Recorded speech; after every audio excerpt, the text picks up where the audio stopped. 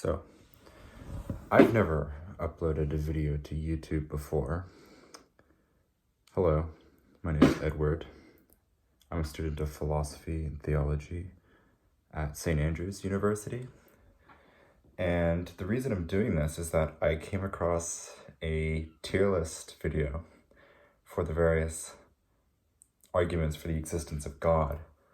It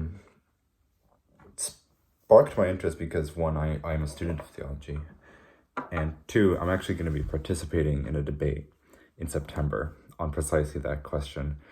And I got about 30 seconds into the video and he put Pascal's Wager in F tier, the worst one. And I thought, well, I can make a YouTube video. Anyone can, so why not?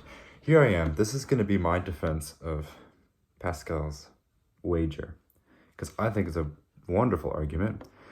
And what I'm going to do is I'm just going to read an essay that I wrote for one of my philosophy classes last year, where I defend Pascal's Wager.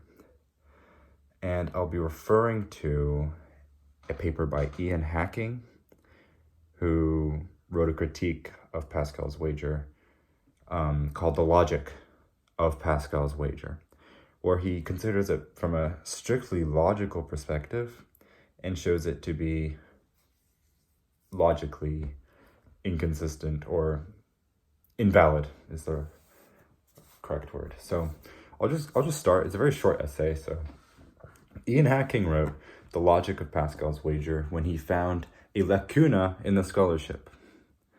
At the time, all readings of Pascal's famous argument had strong moralist or theological leanings. Hacking claims to have compensated for this one-sidedness by analyzing Pascal's argument from a strictly logical perspective.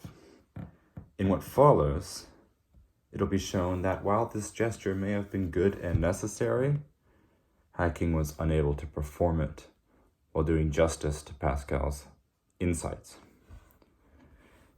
Hacking's article is one-sided and distorts the claims of faith. A necessary evil though this may be, it remains worthwhile to investigate exactly how he does this injustice. We will presuppose that Christian faith, the belief that God is, has its basis in revelation alone. Crucially, moreover, revelation has no basis at all except in its event, that is, in God's act of encountering his creatures. And at this point, I cite my old professor, Christoph Schwöbel. He says in an article in Revelation, if Christian theology addresses this question of revelation by endeavoring to justify the possibility of revelation before the bar of pure reason, or by seeking to reserve a special realm for revelatory experiences within the realm of empirical knowledge, it already misunderstands the import of the concept of revelation, which is that the event of revelation is the only basis of its truth, and that the reality of revelation contains within itself the disclosure of the conditions of its possibility. So, continuing with where I left off,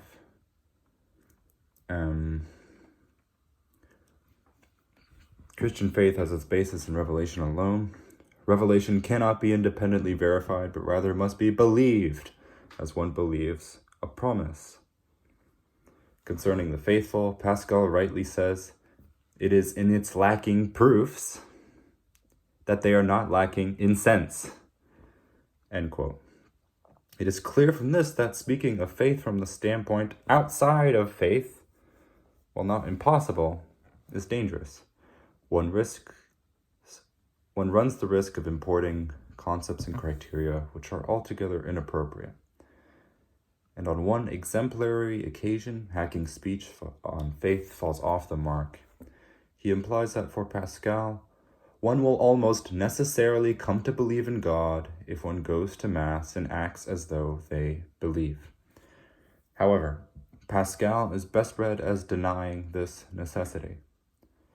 Pascal knows that one cannot decide to believe in God. His argument, therefore, does not aim to compel belief. Pascal's argument rather intends to show that venturing to believe is not irrational. One makes this venture by first acting, following in the footsteps of the faithful, and living as though one believes. Only then will one believe. This is for Pascal the process of conversion. Fake it until you make it. And Hacking knows this. But for him, the problem is that he assigns too much necessity to the process. He frames it in a simple if-then, and later with a very probably. If you go to Mass, etc., then you will believe. This implies necessity. If you go to Mass, you will very probably believe. While there is no necessity in this phrasing, the connection remains very strong. Pascal, on the other hand, characterizes the process with the word naturally. If one goes to Mass, etc., this will naturally make you believe, is his quote. While the use of naturally can be read as implying a strong connection, it need not be. A seed may grow into a healthy plant naturally. Here, naturally implies no necessity, nor even a necessarily strong connection. The seed may require an extremely particular and stable environment, and it may, in most cases, fail to grow to a healthy plant. If we say, go to Mass, pray, etc., and naturally you will believe, we may mean not that there is a guarantee or even a likelihood, but rather that you will come to believe without you needing to do anything else or add extra ingredients to the process. I'll read that again. If we say, go to Mass, etc., and naturally you will believe, we may mean not that there is a guarantee or even a likelihood, but rather that you will come to believe without you needing to do anything else or add extra ingredients to the process. And indeed, this meaning is theologically appropriate. Besides faking it, there's nothing else you can do. The only thing a creature can do is hope God will give his word. And according to this reading, what Pascal is saying is quite radical. It is, moreover, the authentic theological position. It is radical because the common supposition is that existential decisions such as to believe, to love another, to become oneself, these are all supposed to be grounded in a prior moment of inner certainty or authenticity. One will not accept God's word until they are authentically moved by it, until they are struck by an epiphany, a pleasant surprise, which would finally put a stop to all doubt and insecurity. At least in the case of faith, Pascal is saying that it is a venture or a risk. Insecurity has no end, and the infinite spaces which flank our waking existence will never not be silent. One simply must decide, and the authentic moment, quote unquote, of inner certainty comes only after the decision. This fake it until you make it understanding of conversion is authentically theological for two reasons. First, one does not believe God exists because rationally this proposition obtains. God encounters the creature with a promise, and faith is the creature's belief in the promise. Belief in a promise necessarily implies vulnerability and insecurity. This insecurity exactly parallels what Pascal suggests, that one must wager without the guarantee of reward, that one must decide before the ground of the decision is visible. Secondly, for Pascal, belief is not self-centered, but necessarily predicated on embodied practice. At bottom, Pascal is arguing you cannot believe until you commune with others and depend on a word given to you.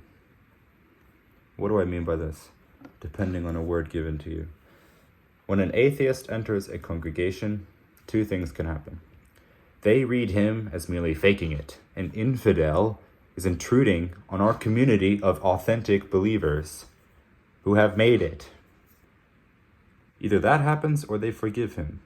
They give him their word of assurance and invite him into communion. They do this because they know that their own having made it is not secure or at their disposal, but continually dependent on God. Dependent on God encountering them.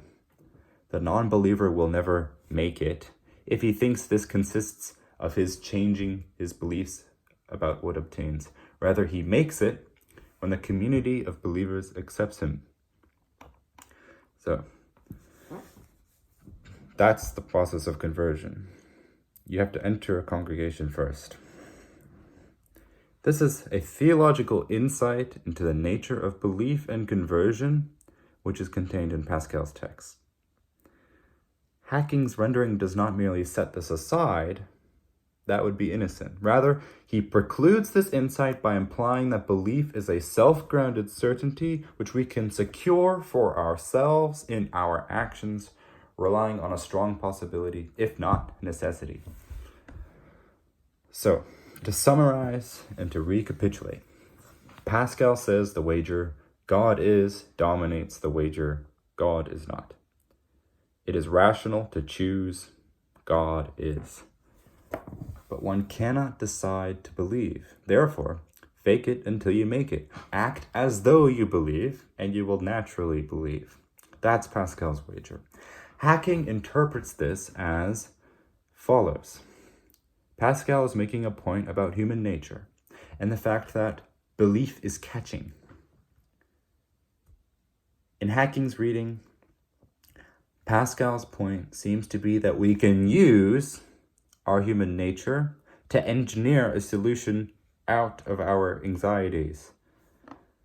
It has been argued here that it is best to read Pascal differently, not as making a point about human nature, but about what it means to convert. It is clear from other passages that the security of having made it is never fully in his grasp. From the manifest persistence of his anxieties, we know that he has not found a stable and secure refuge. Rather, the fake it until you make it conversion model opens a space to radically question a hard division between those who have made it and those who are faking it. Hacking assumes this hard division, even though it is consistent with Pascal's writing, to think that no one has ever, once and for all, made it. Rather, every believer depends on their community and on embodied practice in order to continually renew their decision for God. What Pascal had a sense of, which Hacking's rendering unfortunately obscures, is well put by Rudolph Bultmann. Thus faith is a leap in the dark because man would fain find security by looking at himself, and yet must precisely let himself go in order to see the object of faith. And just this is a leap in the dark for the natural man. But this does not mean any blind risk, any game of chance, any mere groping, but rather a knowing venture. For man is not asked whether he will accept a theory about God that may possibly be false, but whether he is willing to obey God's will. That's the end of my essay. There'll be a bibliography in the description, I hope, if I can figure that out. And before I finish, two things.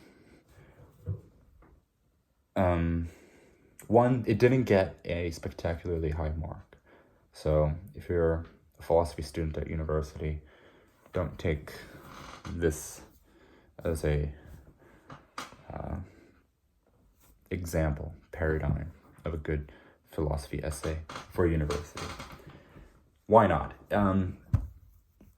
I didn't read all of Pascal, like everything he wrote, before writing it, and the marker actually had some good counterexamples. As for passages wherein Pascal does imply a strong necessary connection between performing belief and then actually believing, which is what I was denying. I would say that in response to that even in that case, what actually believing consists in is not what people suppose. What I was saying here is that actually believing will always be performative, or the performance of it is necessary to continually renew or reinvigorate faith. So I think somewhere along those lines, my argument can hold itself up against those passages. Second thing I wanted to say is that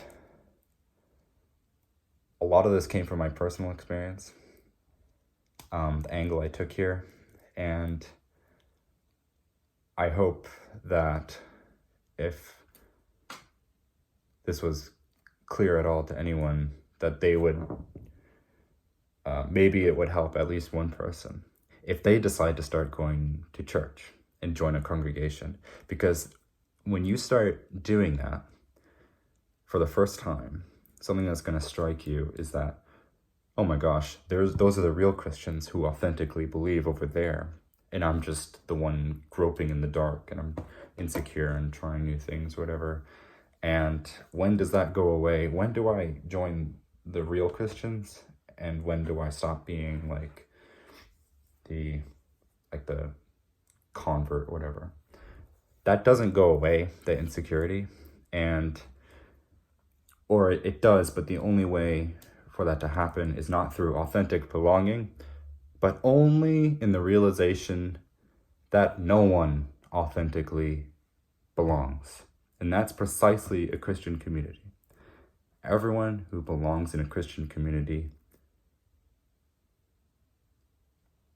receives their belonging as a gift, right? So they haven't done anything to achieve their membership. Membership is always extended to the undeserving. And that's what binds it together. Everyone's common non-belonging is what defines the church community, essentially.